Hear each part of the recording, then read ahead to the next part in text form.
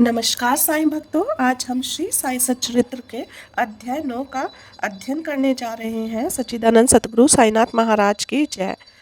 जिसका विषय है गुरु के कर स्पर्श का प्रभाव या साईं वचन। साईं बाबा कहते हैं, केवल सूक्ष्म शरीर जो संसार को भस्म करने वाली अग्नि से भी नष्ट नहीं होता, वह केवल गुरु के स्पर्श मात्र से ही पल भर में नष्ट हो जाता है। रामनवमी के दिन उर्स अर्थात रामनवमी के दिन शिरडी में साईं बाबा ने मेला लगाया।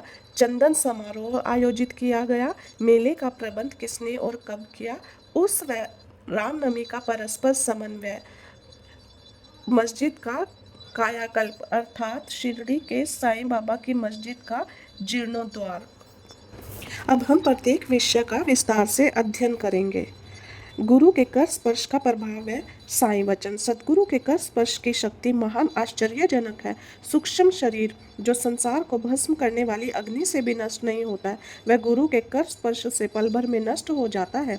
अनेक जन्मों के समस्त पाप नष्ट हो जाते हैं।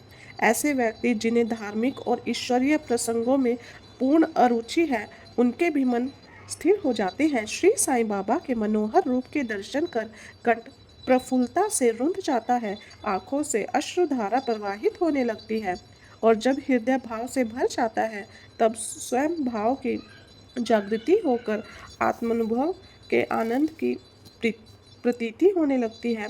जब भक्तों में अहंकार की वृद्धि होने लगती है, तो गुरु शक्ति प्रदान कर उसे अहंकार शून्य बनाकर अंतिम ध्येय की प्राप्ति करा देते हैं तथा संतुष्ट कर अक्षय सुख का अधिकारी बना देते हैं। जो बाबा को नमन कर अनन्य भाव से उनकी शरण जाते हैं, उसे धर्म अर्थ काम और मोक्ष सहज ही प्राप्त हो जाता है। ईश्वर के निकट पहुँचने के 4 मार्ग हैं: कर्म, ज्ञान, युद्ध, योग और भक्ति।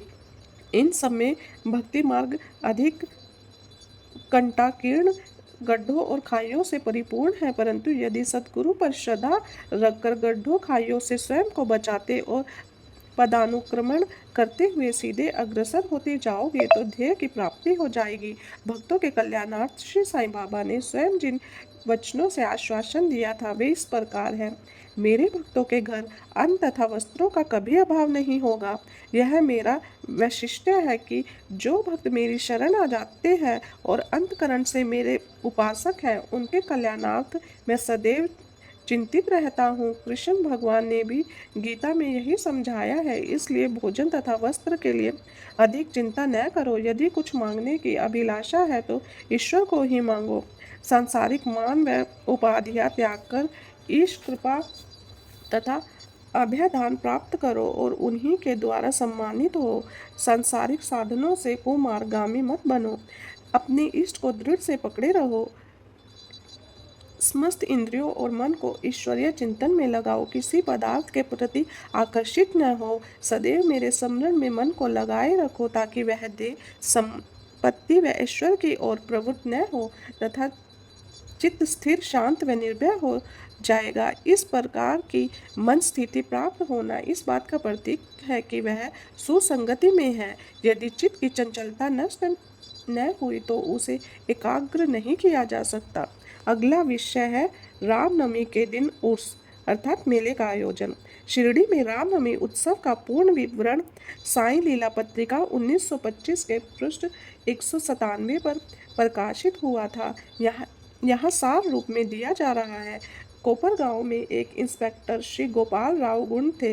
वे बाबा के परम भक्त थे। उनके 3 स्त्रियां थी, परंतु संतान एक के भी नहीं थी। श्री साईं बाबा की कृपा से उन्हें एक पुत्र रत्न की प्राप्ति हुई।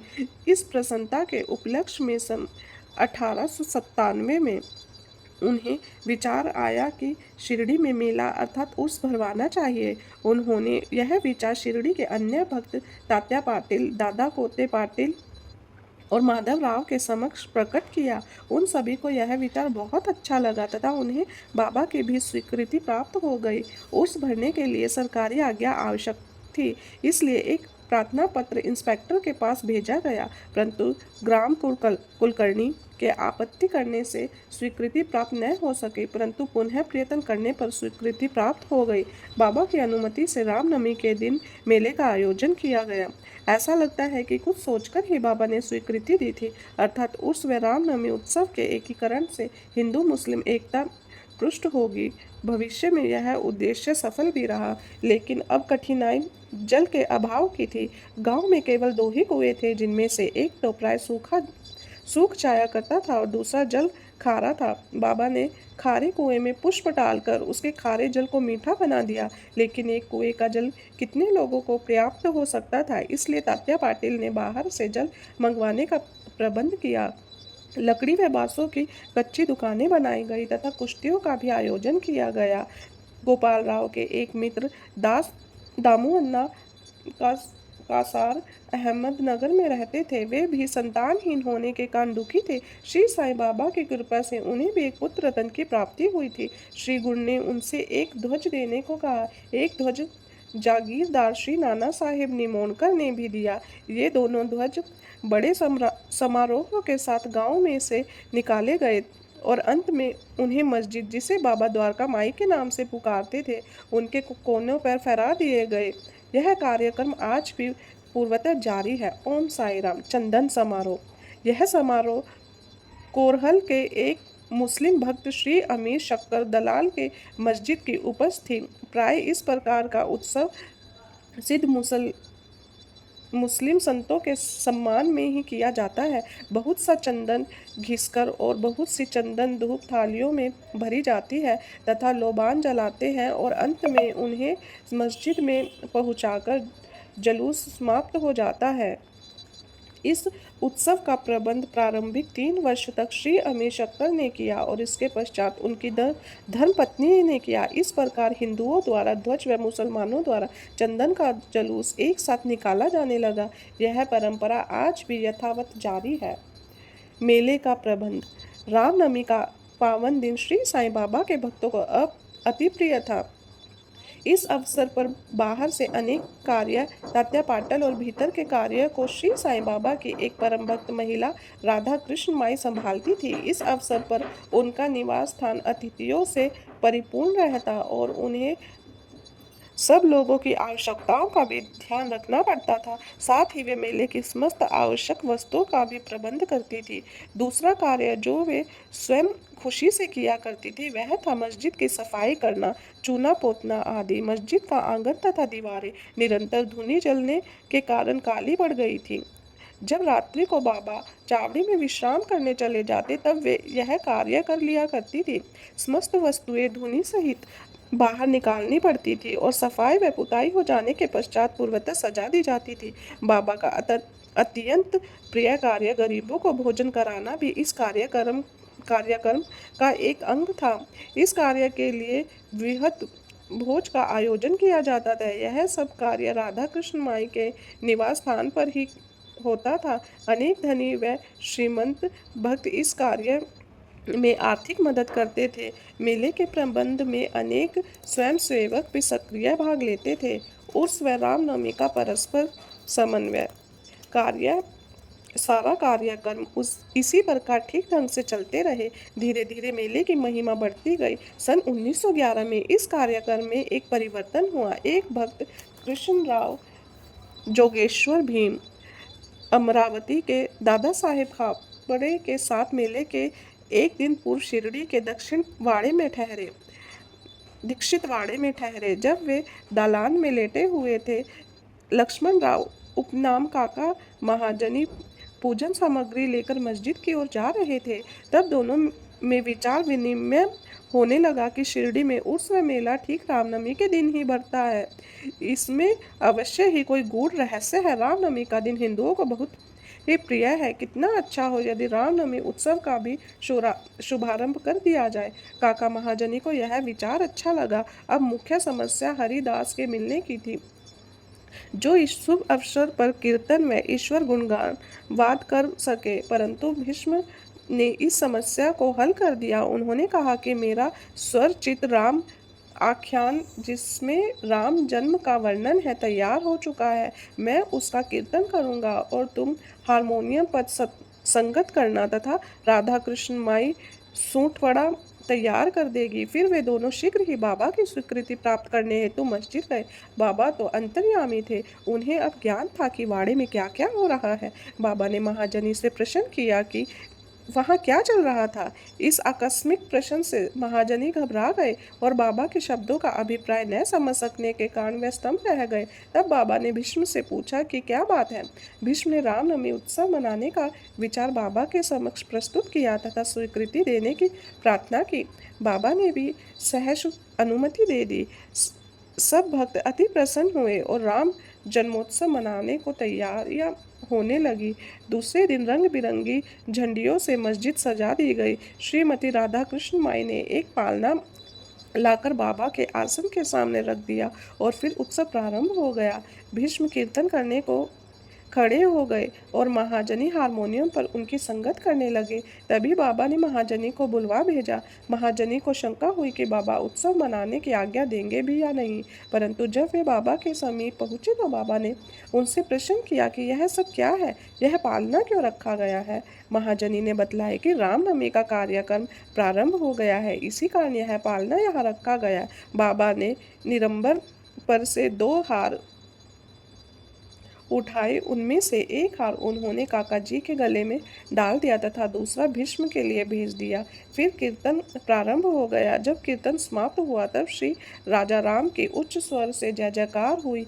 कीर्तन के स्थान पर गुलाल उड़ाया गया, जो उसके कुछ कण बाबा की आंख में चले गए। तब बाबा एकाएक क्रोधित होकर ऊंचे स्वर में अपशब्द कहने लगे। यह दृश्य देखकर सब लोग भयभीत हो गए। बाबा के स्वभाव से भली भांति परिचित अंतरंग भक्त भला इन अपशब्दों का कब बुरा मानने वाले थे।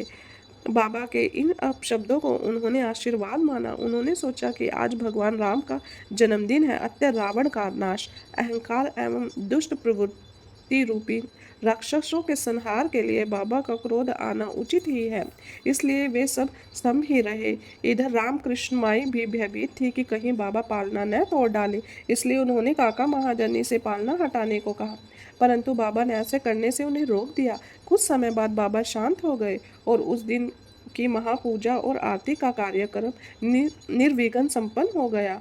उसके बाद काका महाजनी ने बाबा से पालना उतारने की अनुमति मांगी, परंतु बाबा ने मना करते हुए कहा कि अभी उत्सव अधूरा है।